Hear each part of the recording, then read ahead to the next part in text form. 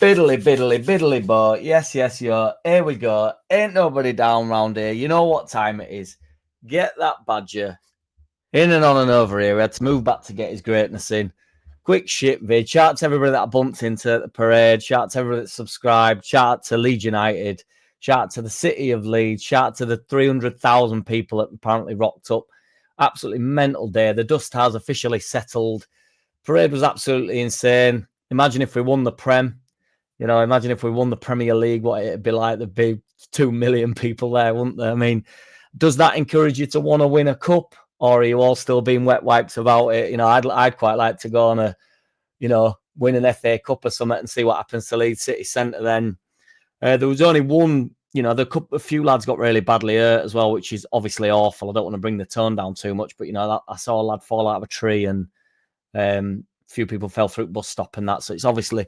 And I got to say, just on my own behalf, I got hit in the back of an head with a fucking one of those big brick e-cigs thing. And I had to, you know, but we're not bringing it down a peg, but it hurt, did that. So maybe it was Voldemort, you know, from the wings. I don't know. He's got one hell of a shot if it was. But yeah, I just also want to put to bed this. I mean, I don't want to be negative about everything, but I want to put to bed this Farke nonsense and the Willie Gnonto nonsense about the chants and stuff. Farke were messing about. It's gone all around TalkSport today. They love a narrative, don't they? And they love trying to explode everything. Obviously, Farke were messing about DJ Monty, and he's put his finger on his nose and stuff, and he's made a joke to somebody. Could mean anything. You don't know what it means. We can guess what it means. It probably does mean the old, you know, the old dust, the old instant cold, as I call it to my mates. But, you know, so what? Bit of recreational, you know, and he likes his women, might like his sessions. Ampadu's getting loads of stick, you know, for his antics on the bus. It was well funny. He was pissed up.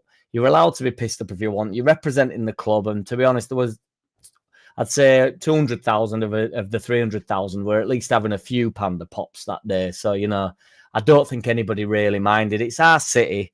Do you know what I mean? It's what we can do whatever we want. If my captain wants to get some chants going, and there's a bit of foul language, I think we can deal with it. Do you know what I mean? I mean, just on the basis of the litter left, the litter's worse than Ampadu swearing a few times into on down the microphone. I think if you've ever took your child to a game, I think they're quite well. I think they've seen enough of the world in order to, or you know, maybe watch their dad lose the rag a little bit. And I think they've heard a swear word before, guys.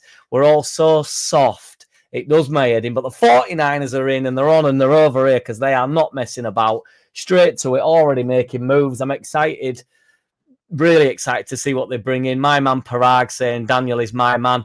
I really like that he put that to bed. Obviously, you know, everybody was sort of calling him out, trying to get him to make a statement. He can't come out and just make a statement every time and condemn every bit of bullshit that the media come out with. He came out, said he's my man. You know, that'll do me. He waited it out a little bit. He doesn't just respond, or because believe me, when speculation accumulates next year, if we don't quite get off to the best start or whatever, everybody going, where's Parag? Where's Parag? Where's Parag?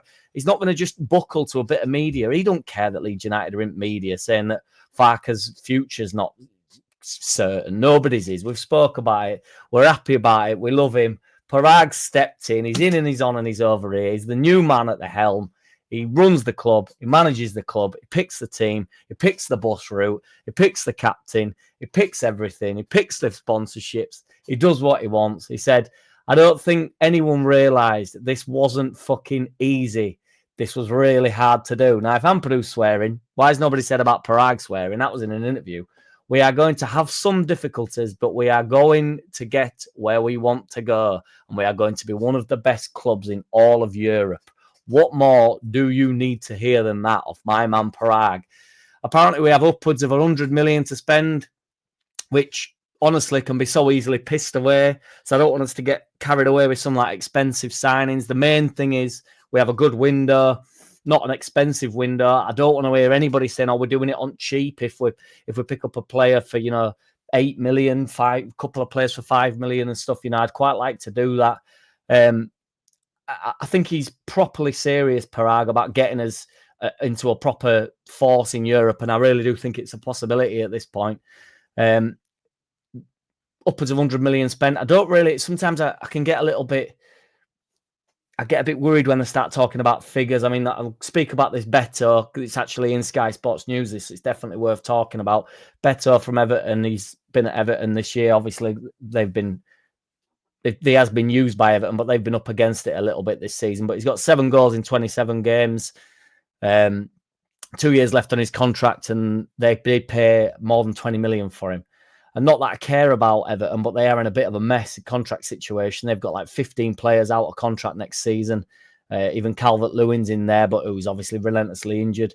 But one thing that I would want to say, I don't like it. Like I say, when the clubs come out saying about that they're interested in players, and when they're not certain if they can get them, I'm hoping it's fine in this case. You know, I think it can get a bit messy when you start making it clear that, you know, you're in for 30 million. Say if we said we're in for 30 million for this Beto Gadge, you know, and then we don't get him, then as soon as we go for another centre forward, another striker at another club, the selling club are more than well aware we've got a £30 million budget, haven't we, for the centre forward. So, but having said that, I do trust the 49ers, and you know, I don't think they'll be bullied. I think, well, the only person that they might be bullied by is Voldemort, but other than Volder, they're not going to get bullied.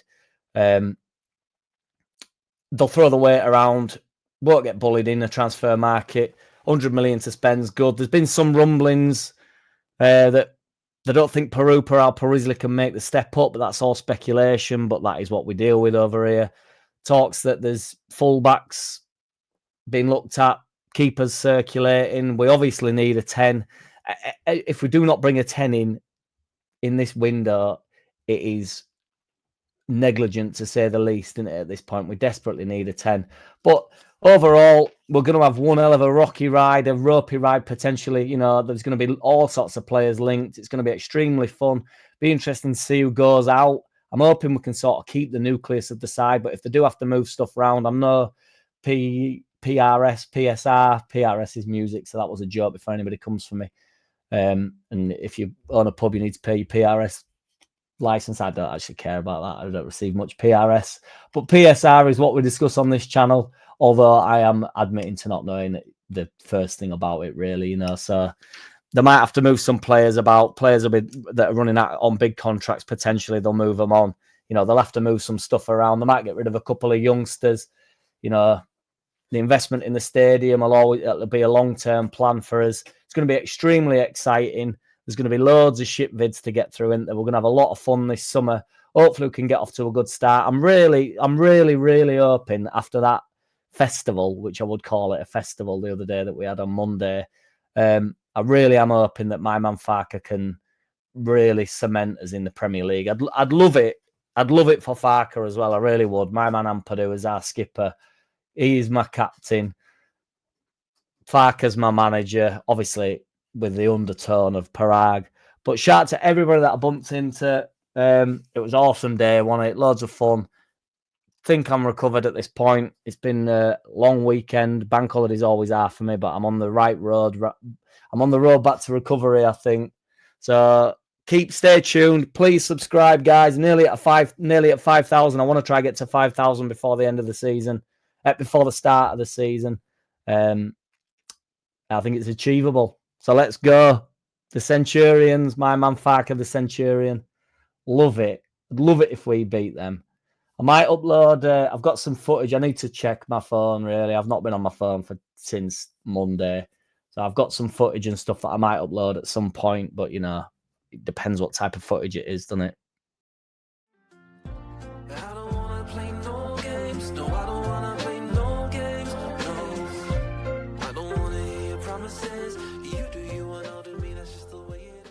Boom.